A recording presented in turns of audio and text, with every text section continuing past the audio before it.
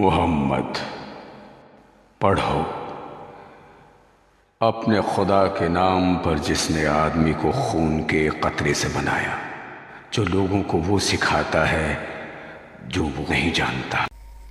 औज़ु बिल्लाहि मिनश शैतानिर रजीम। बिस्मिल्लाहिर रहमानिर रहीम। गुफ्तगू 15 सफ़ा 59। सवाल: इस जिस्मानी इत्तिसाल के ना होने के पस मंज़र में हम पीर व मुरीद के ज़ाहरी रिश्ते की कैसे वज़ाहत करेंगे? रूह का मिलना मुमकिन है, रूहों का मिलना मुमकिन है, लेकिन रूहों के मिलने से वजूद का मिलना मुमकिन नहीं होता। मतलब ये कि पीरनी और इसके मुरीद की या पीर और उसकी मुरीदनी की आपस में शादी नहीं होगी। शादी अगर होती है तो फिर वो इंसान के साथ होती है, लेकिन ये रूहानी ताल्लुक़ की बात नहीं है। रूहानी ताल्लुक़ बहरहाल और चीज़ है।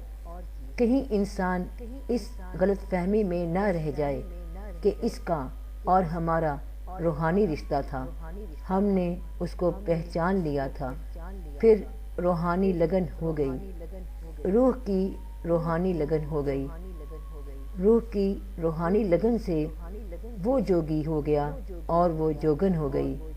तो इस जोगी और जोगन की शादी का कोई सवाल नहीं है, क्योंकि इस तरह सारा सोज व सास इधर उधर तितर बितर और मुंतशिर हो जाएगा। फिर ये नफ्स की बात बन जाएगी और दिक्कत हो जाएगी। रूह के मुकाम पर नफ्स परस्ती नहीं रह जाती।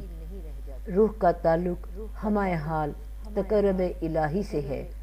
हमारे हाल तकर्रब इलाही जो है वो नफ्स वाले के लिए नामुमकिन है। एक बुजुर्ग ने शादी की और फिर ऐसा वाक़या हुआ कि वो बीवी की तरफ गए और पूछा, तू कौन है? उसने कहा कि मैं आपकी बीवी हूँ। कहते हैं कि बीवी कैसे हो सकती है? तो वो भस्म हो गई। आम इंसान के तौर पर रूहानियत का दावा तर्क करके आप ये कर सकते हैं कि वो ताल्लुक़ बनाएं। जिस तरह इंसानों के साथ रग़बत होती है, फ़ुकरा जो हैं इस मोहब्बत को नफ्स का मैलान कहते हैं। मोहब्बत मा सवाए ज़ात से फ़ना होने का नाम है। अपनी ज़ात से ज़ाते महबूब में गुम होने का नाम है मोहब्बत, यानी गुम होना, गायब हो जाना, ख़त्म हो जाना। मकसद ये है कि जिस ज़ात से मोहब्बत में आप ख़त्म हो रहे हैं, उस ज़ात को ब्याह के लाने वाली कोई बात ना करना। हकीकी मोहब्बत की दुनिया में ये होता है। आगे अल्लाह सब पर मेहरबानी करे। दुनियावी तौर पर तो वही ठीक है जिसकी इजाज़त है।